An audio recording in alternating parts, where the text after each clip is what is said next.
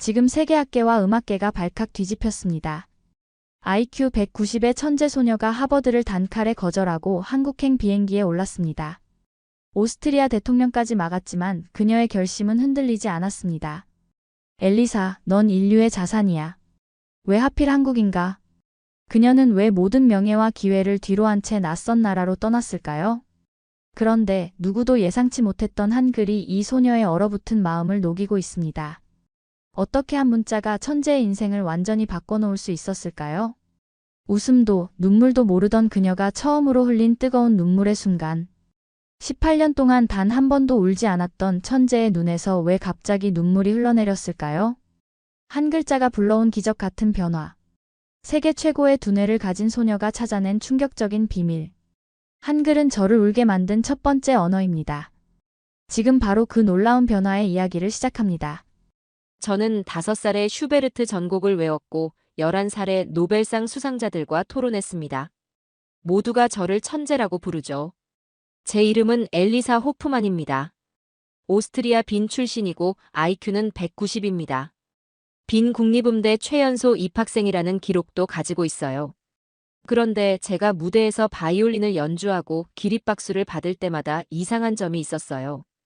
다른 연주자들은 웃음을 짓고 감격해하는데 저는 아무 느낌이 없었거든요. 박수 소리는 들리는데 가슴은 텅 비어 있었습니다. 제 스승인 하이리히 선생님은 늘 말씀하셨죠. 엘리사, 내 손끝에서는 천재성이 흘러나오지만 내 눈빛은 얼음처럼 차갑구나.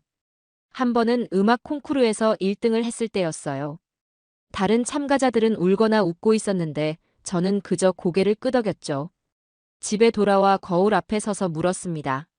내가 진짜 사람인가요? 수학 문제를 풀 때도 7개 국어를 말할 때도 바이올린을 켤 때도 저는 완벽했어요. 하지만 웃음이 뭔지 눈물이 왜 나는 건지 알 수 없었습니다. 감정이라는 것을 이해할 수 없었어요. 사람들이 왜 울고 웃는지도 모르겠고 이별 장면을 보면서 슬퍼하는 이유도 알 수 없었죠. 어머니는 제 방 침대 옆에 항상 작은 인형을 두셨어요. 엘리사가 언젠가 이 인형을 안고 웃는 날이 오길 바란다고 하셨지만 저는 그저 인형을 풀리지 않는 수학 문제처럼 바라볼 뿐이었습니다. 머리는 숫자와 음표로 가득 차 있는데 가슴은 텅 비어 있었어요. 선생님들은 제가 특별하다고 했습니다. 하지만 특별함이 좋은 건지 나쁜 건지 저는 알 수 없었어요. 12살 생일날 케이크 앞에서 모두가 박수를 치며 축하해줬는데 저는 초를 불며 생각했습니다. 나는 왜 행복하지 않을까? 그날 밤 일기장에 썼어요. 오늘도 감정을 찾지 못했다. 13살 때 바흐 콘체르토를 연주했는데 관객들은 눈물을 흘렸습니다. 하지만 저는 그저 악보에 적힌 대로 연주했을 뿐이었어요. 감정이 넘치는 연주라고 평가받았지만 정작 저는 아무것도 느끼지 못했죠. 선생님이 물었어요. 엘리사, 음악이 뭐라고 생각하니? 저는 대답했습니다. 음악은 수학적 패턴이에요. 진동수와 리듬의 조합이죠. 선생님은 한숨을 쉬셨어요. 15살 바이올린 국제 콩쿠르에서 우승했지만 저는 트로피를 받으며 웃지 못했습니다. 기자가 물었죠. 지금 기분이 어때요? 저는 솔직하게 말했어요. 기분이 뭔지 모르겠어요. 그날 밤 신문 헤드라인은 이랬습니다. 웃지 않는 천재 엘리사 호프만.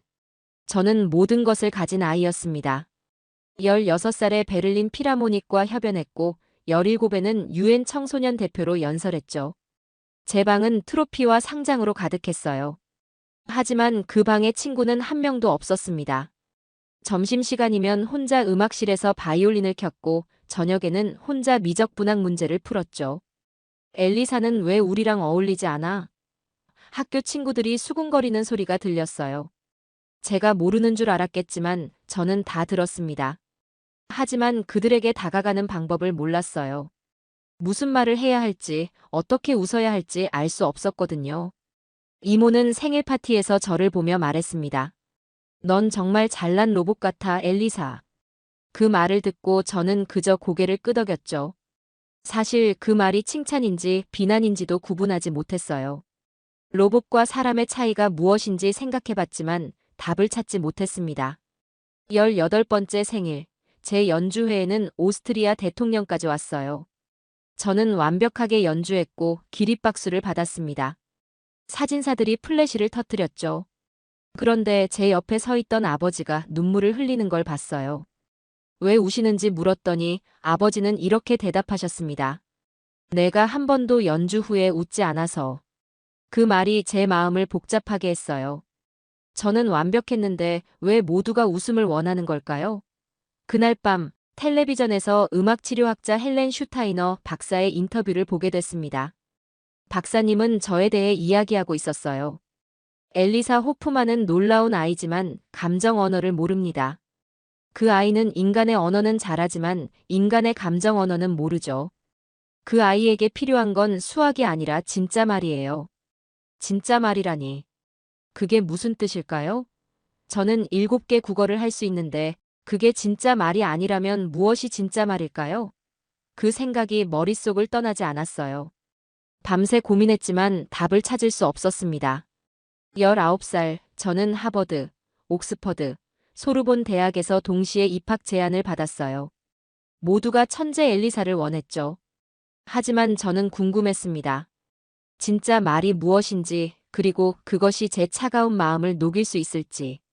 그때 저는 국제청소년 창의 캠프에 초대받게 됐어요. 그리고 그곳에서 제 인생을 바꿀 만남이 기다리고 있었습니다. 저는 베를린에서 열린 국제청소년 창의 캠프에 참가했습니다. 노벨상 수상자들의 강연과 세계 각국의 천재들이 모인 자리였죠. 첫날, 저는 예정에 없던 강연장으로 들어갔어요. 문을 열자 강연이 이미 시작되고 있었습니다. 한글은 세상의 모든 문자 중 소리를 가장 정확히 담는 언어입니다. 검은 정장을 입은 한 남자가 말하고 있었어요. 그는 서민규 교수라고 했습니다. 한국인 언어학자였죠. 저는 자리에 앉아 귀를 기울였습니다. 평소라면 관심 없었을 주제였지만 무언가가 저를 그 자리에 붙들어 놓았어요. 한글은 사람의 입모양을 본떠 만들었습니다. 그래서 소리뿐만 아니라 사람의 감정까지 구조화할 수 있는 유일한 문자죠. 감정을 구조화한다니 처음 듣는 개념이었어요. 저는 자리에서 일어나 물었습니다. 문자가 어떻게 감정을 담을 수 있나요? 서 교수는 미소를 지으며 제게 다가왔어요. 당신이 엘리사 호프만이군요. 음악에서 음표가 감정을 담듯 한글은 글자 자체가 감정을 담습니다. 예를 들어 사랑이라는 단어는 글자 모양 자체가 부드럽고 열린 형태죠. 저는 고개를 갸우뚱했어요. 이해가 되지 않았거든요.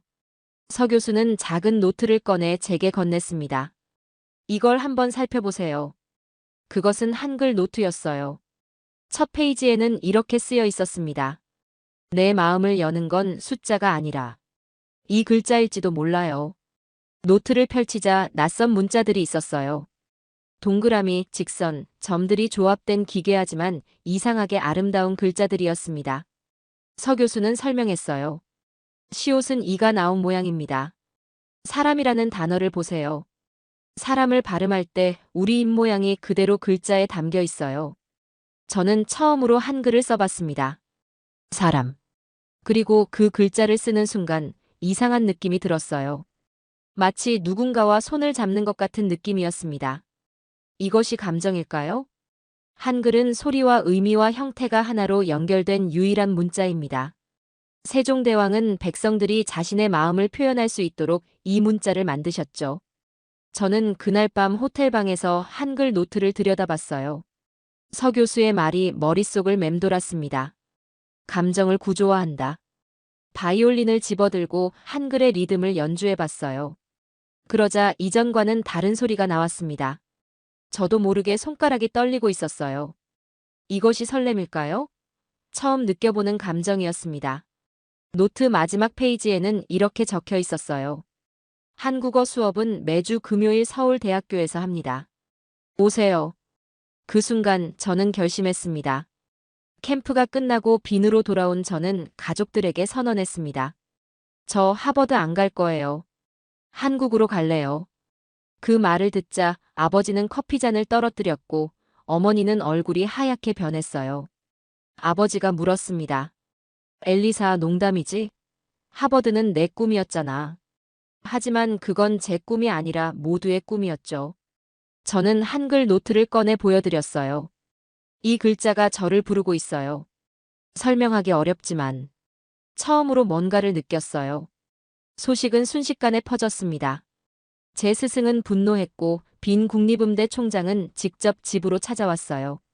엘리사, 내가 얼마나 중요한 인재인지 알아? 한국이라니 말도 안 돼.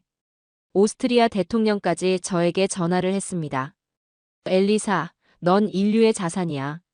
하버드에서 연구하며 세계를 변화시킬 수 있어. 하지만 제 마음은 이미 정해졌어요. 저는 인류의 자산이 아니라 그저 19살 소녀였습니다. 그리고 처음으로 제 가슴이 무언가를 원한다는 걸 느꼈어요. 미안해요. 하지만 저는 가야 해요. 서류 작업은 빠르게 진행됐습니다. 저는 서울 강북의 작은 예술학교 교환학생으로 지원했어요. 세계적인 천재가 작은 학교에 지원한다는 소식에 한국 언론도 놀랐다고 합니다. 출국 전날, 어머니가 제 방에 찾아왔어요. 엘리사, 정말 이게 내가 원하는 거니? 저는 고개를 끄덕였습니다. 어머니는 처음으로 제가 무언가를 원하는 모습을 보셨나 봐요. 어머니의 눈에 눈물이 맺혔습니다. 내가 태어나서 처음으로 뭔가를 원하는구나. 가렴, 내 마음이 이끄는 곳으로. 비행기 안에서 저는 노트에 한글을 연습했어요. 사람, 마음, 웃음. 이 단어들을 쓰면서 손끝이 따뜻해지는 느낌이 들었습니다. 저는 생각했어요. 이게 설렘일까? 아니면 두려움일까? 감정의 이름을 몰라도 뭔가가 제 안에서 깨어나고 있다는 건 알 수 있었어요. 인천공항에 도착했을 때 낯선 한글 간판들이 저를 반겼습니다. 모든 것이 새롭고 이상했지만 이상하게도 두렵지 않았어요.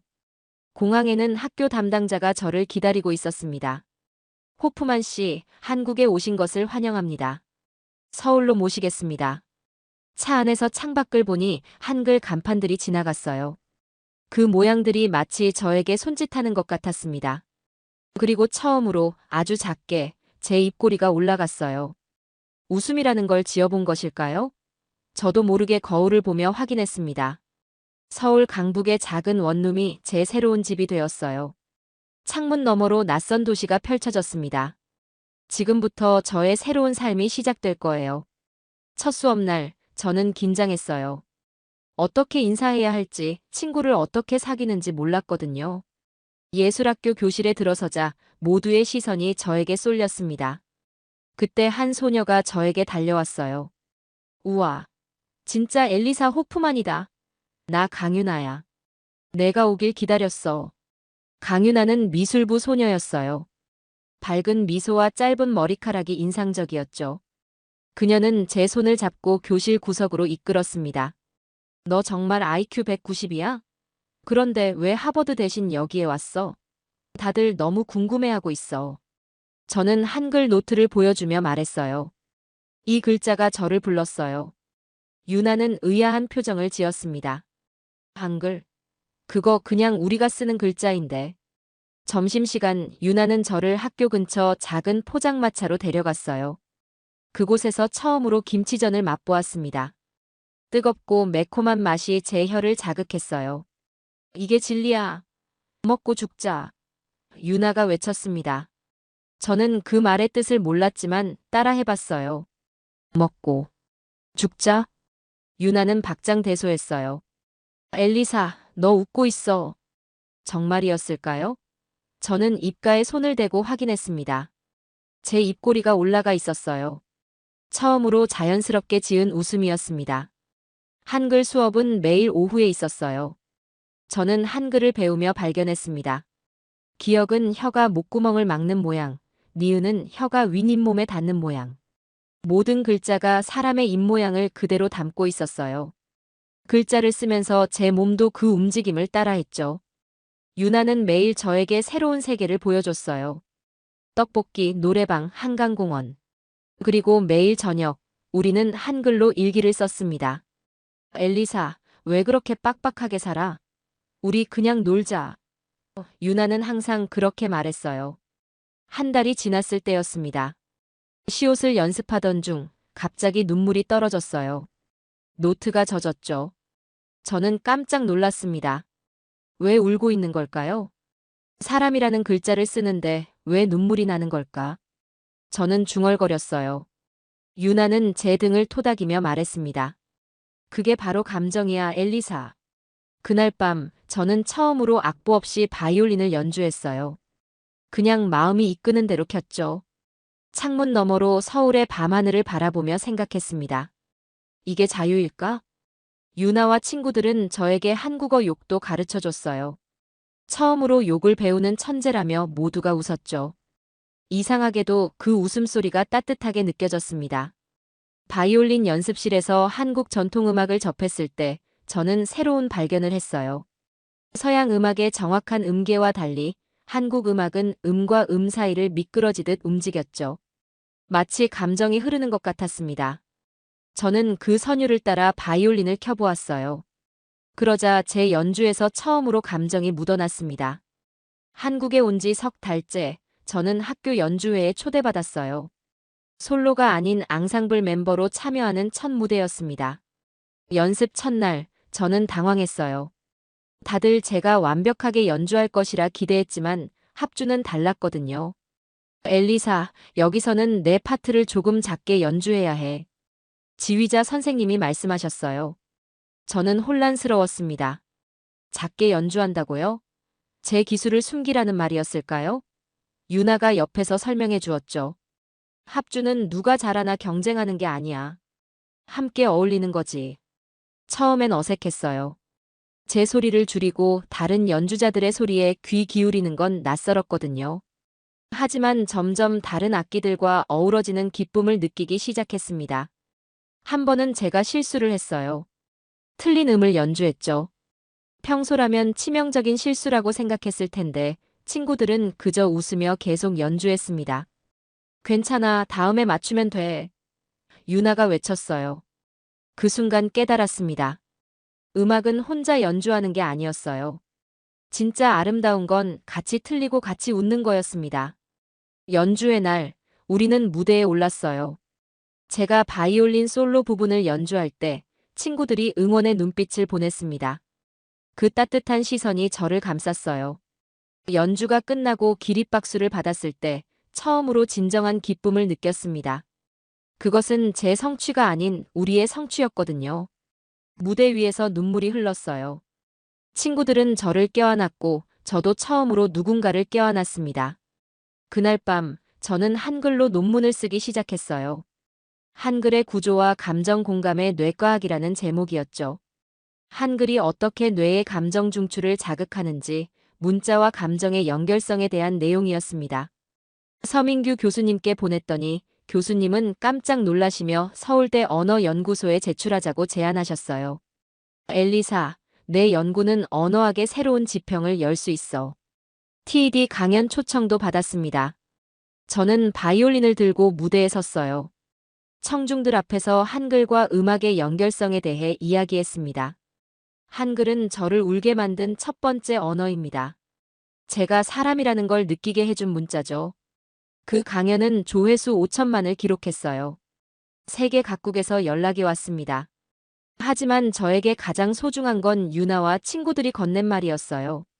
엘리사, 내가 자랑스러워. 어느 날 서민규 교수님이 저에게 물으셨습니다. 엘리사, 이제 어떤 계획이 있니? 저는 대답했어요. 제가 느낀 이 변화를 다른 사람들에게도 전하고 싶어요. 감정을 모르는 사람들, 연결되지 못한 사람들에게요. 그렇게 저는 새로운 꿈을 갖게 되었습니다. 한글과 음악을 통해 감정의 언어를 가르치는 것이었죠. 빈으로 돌아가는 대신 저는 서울에 남기로 결심했어요. 서울에서의 2년째 저는 대학로에 작은 공간을 마련했습니다. 그곳의 이름은 느린말 연구소였어요. 세계 각국에서 저처럼 감정을 잘 느끼지 못하는 아이들이 찾아왔죠. 저는 한글과 음악을 통해 그들에게 감정을 가르쳤습니다. 오늘은 슬픔이라는 감정을 배워볼 거예요. 한글로 슬픔을 써보세요. 글자 모양이 어떤가요? 무거운가요? 가벼운가요? 아이들은 처음에는 혼란스러워했지만 점차 변화하기 시작했어요. 글자와 소리, 그리고 감정이 하나로 연결되는 순간들이 쌓여갔습니다. 저는 그들에게 제 경험을 나눴어요. 나도 너희처럼 감정을 모르는 아이였어. 하지만 이 글자들이 내 마음을 열어주었지. 연구소에 소문이 퍼지자 외국 교육부 관계자들이 찾아왔습니다. 핀란드, 캐나다, 독일. 그들은 제 수업을 관찰하고 놀라워했어요. 어떻게 문자 하나로 이런 변화를 만들어낼 수 있죠? 저는 설명했습니다. 한글은 단순한 기호가 아니에요. 이것은 입모양, 호흡, 감정이 하나로 연결된 총체적 경험이죠. 제가 개발한 정서 공감 중심 언어 교육 프로그램은 여러 나라의 교육부에 채택되었어요. BBC는 특집 다큐멘터리를 만들었습니다. 한국의 문자, 한 아이의 삶을 바꾸다. 그리고 이제 그 아이가 세계를 바꾸고 있다. 물론 어려움도 있었어요. 일부 학자들은 제 방법론에 의문을 제기했고 과학적 근거가 부족하다고 비판했죠. 하지만 저는 굴하지 않았습니다. 제 몸으로 경험한 변화였으니까요. 한 번은 스위스에서 온 자폐 스펙트럼 소년이 있었어요. 그 아이는 눈맞춤도 어려워했죠. 6개월 동안 한글과 음악 치료를 받은 후 그 아이는 처음으로 웃음을 지었습니다. 아이의 어머니는 눈물을 흘리며 말했어요. 기적입니다. 우리 아이가 웃었어요. 그때 저는 깨달았습니다. 이것이 제가 세상에 기여할 수 있는 방법이구나. 감정을 잃은 사람들에게 감정의 언어를 돌려주는 것이었죠. 저는 바이올린과 한글을 접목한 새로운 치료법을 개발했어요. 글자의 모양에 따라 다른 음계를 연주하고 그 소리를 따라 몸을 움직이는 방법이었죠. 아이들은 그렇게 자신의 몸과 마음을 연결하기 시작했습니다. 3년째 느린말 연구소는 세계적인 교육혁신센터로 인정받았어요. 유엔에서는 특별 교육 자문으로 저를 초청했습니다. 그곳에서 저는 각국 대표들 앞에서 연설했어요. 감정을 못 느끼는 건 질병이 아닙니다. 그저 다른 언어를 배우지 못한 것뿐이죠. 우리 모두에겐 자신만의 언어가 필요합니다. 그 연설 후 빈 국립음대는 저에게 공동 교수직을 제안했어요. 저는 기쁘게 수락했죠. 연구소에서 마지막 수업을 할 때 유나가 찾아왔어요. 그녀는 이제 유명한 일러스트레이터가 되어 있었죠. 엘리사, 내가 얼마나 많이 변했는지 알아? 이제 너는 완전한 사람이 됐어. 서울이대학교와 빈 국립음대의 공동 교수가 된 지 5년이 지났습니다. 저는 두 도시를 오가며 언어와 감정의 신경과학을 가르쳤어요. 제 수업은 항상 만석이었죠. 학생들은 IQ 190의 천재보다는 감정을 찾은 사람의 이야기를 듣고 싶어 했거든요. 어느 봄날 서울대 강의실에서 수업을 마치고 있었습니다. 창문 너머로 벚꽃이 흩날리고 있었어요. 저는 학생들에게 물었습니다. 언어란 무엇일까요? 한 학생이 대답했어요. 의사소통의 도구입니다. 또 다른 학생은 말했죠. 생각을 표현하는 방법이요. 저는 미소를 지으며 칠판에 한글로 사람이라고 썼습니다. 그리고 말했어요. 한글은 그냥 글자가 아니야. 이건 사람의 마음을 만질 수 있는 언어야. 학생들 사이에 조용한 웅성거림이 일었습니다. 저는 바이올린을 꺼내 들었어요. 그리고 사람이라는 단어를 연주하기 시작했습니다. 시옷의 날카로운 시작, 아의 부드러운 흐름, 리을의 굴곡, 아의 또 다른 흐름, 그리고 미음의 단단한 마무리. 음악이 교실을 가득 채웠어요. 연주가 끝나자 한 학생의 눈에 눈물이 고였습니다. 그 학생은 자폐 스펙트럼이 있다고 자신을 소개한 아이였어요. 교수님, 제가 처음으로 사람이라는 말이 무슨 뜻인지 느꼈어요. 그날 밤 저는 제 원룸 창가에 앉아 서울의 밤하늘을 바라봤습니다. 10년 전 제가 처음 이곳에 왔을 때를 생각했어요.